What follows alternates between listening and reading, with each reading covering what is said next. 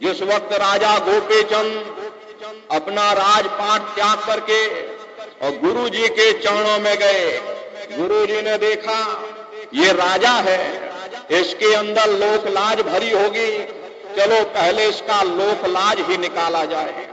गुरु जी ने हुक्म दे दिया कि जाओ राजन, तुम अपने ही राज में भिक्षा मांग करके लाओ। अब प्रेमी भाई बहनों, जिस राजा ने राज किया हो अपने राज में, उस राज से भिक्षा मांगना बहुत बड़ी बात, लेकिन गुरु के आदेश पर देखो राजा अपने राज में भिक्षा मांगने गया। प्रजा ने जब देखा कि मेरा राजा भिक्षा मांग रहा, यथासंभव जो मदद करना था अपने राजा को मदद में दिया। फिर राजा जब महल के दरवाजे पर पहुंचा, रानियों ने जब देखा कि मेरा राजा ही भिक्षा मांग रहा, हम हीरे जवाहरात पहनकर क्या करेंगे, तो उन्होंने अपने हीरे जवाहरात उतार करके राजा को दान कर दिए। और जब राजा माँ के दरवाजे पर पहुंचा, माँ से कहा माँ भिक्षा दे दे। माँ ने कहा तू मेरा बेटा है और मैं गृहस्थी हूँ और तू साधु हो गया, अगर मैं तुझे हीरे जवाहरात दूंगी ये तेरे काम नहीं आएंगे, बेहतर होगा मैं वो चीज दूं जो तेरे काम में आवे।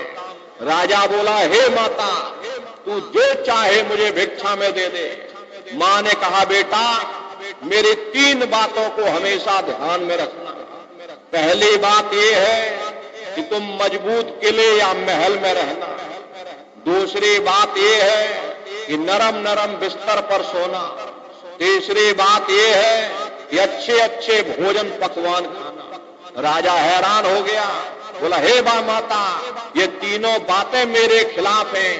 देख माता, मुझे जंगलों में रहना है, मेरे पास मजबूत किला कहाँ है, मुझे जंगलों में सोना है, मेरे पास नरम नरम बिस्तर कहाँ है, मुझे रूखा सूखा खाना है, मेरे पास अच्छे भोजन पकवान कहाँ। ये तीनों बातें मेरे खिलाफ हैं। माँ ने कहा बेटा, तू अभी समझा नहीं, देख तू राज छोड़कर फकीर बना, तेरे पास हर तरह के लोग आएंगे, कोई तुझसे बेटा बेटी मांगेगा, कोई तुझसे धन दौलत मांगेगा। अगर तू गुरु के चरणों में पड़ा रहेगा तो तू बचा रहेगा। गुरु के चरण तेरे लिए मजबूत से मजबूत किला है। दूसरी बात यह है कि रात को जागना, जाग जाग करके भजन करना। जब नींद इतनी आ जाए कि तू वहीं पर गिर पड़े, फिर चाहे नीचे रोड़े हो या पत्थर हो, उसमें वो नींद आएगी जो तुझे फूलों की सेज पन्ना आई होगी। तीसरी बात यह है कि भूखा रहना, और जब भूखे रहोगे आलस कम आएगा, भजन ज्यादा बनेगा। जब भूख तुझे ज्यादा सताए, जो रूखा सूखा टुकड़ा मिले उसे तू खा लेना, उसमें वो स्वाद आएगा जो तुझे 56 प्रकार के भोजन में ना आया होगा।